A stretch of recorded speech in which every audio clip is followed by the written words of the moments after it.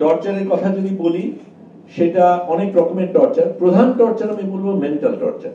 কারণ যেইভাবে, যেমন কথার কথা, আঘাত ততটা হয়তো পায়নি, কিন্তু আমার পাশে দুজন তুরস্কের ক্রু যারা ছিল, একজন আরেকজন, ওরা ইংরেজি বলে না, একজন আরেকজনের সাথে ইংরেজিতে কথা বলছে, তখন মেশিন গান নিয়ে, মেশিন গান ব্যারেল দিয়ে গুতা মারে এবং বিকট একটা আওয়াজ করে ওই জিনিসটা করে। তো ওই ধরনের জিনিসগুলি হচ্ছে। তারপরে যেটা করা হয়েছিল, আমি অল্প কিছু অংশ বলি, যে আমরা যখন জাহাজ থেকে নামি, তখন আমাদের প্রত্যেককে তিনজন একেবারে উপর করে হাত অনেক পেছনে নিয়ে মাথা নামিয়ে নিয়ে যায়। আমাদের কারো কারো ক্ষেত্রে ওই ওই প্লাস্টিকের ইগুলি যে হয় না, যে হাত জিপলকের মতন একটা জিনিস থাকে যেটা দিয়ে হাত বাঁধে, ওই জিনিসগুলি করা হয়। তারপরে আমার পাশে ইয়াসিন নামে একজন, ইয়াসিন না, আলী নামে একজন ভদ্রলোক ছিল, টুনিসিয়ান।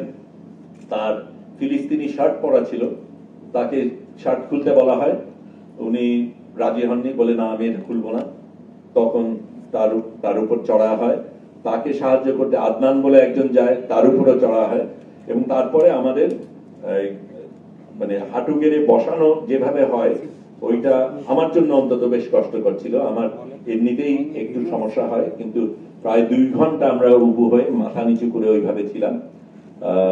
এটা আমি নিশ্চিত না, আমি একজন আমাকে বলেছে, আমার দেখা নেই, তবে হতেও পারে, গন্ধ দিয়ে হতে পারে, বলা হয়েছিল যে যেই জায়গাটায় ঘাটে, যেই জায়গায় টারম্যাকের উপর আমাদের বসানো হয়, সেইখানে কি তারা গিয়ে পেশাব করেছিল, তারপরে আমাদের বসানো হয়েছে, ইসরায়েলিরা পেশাব করেছিল।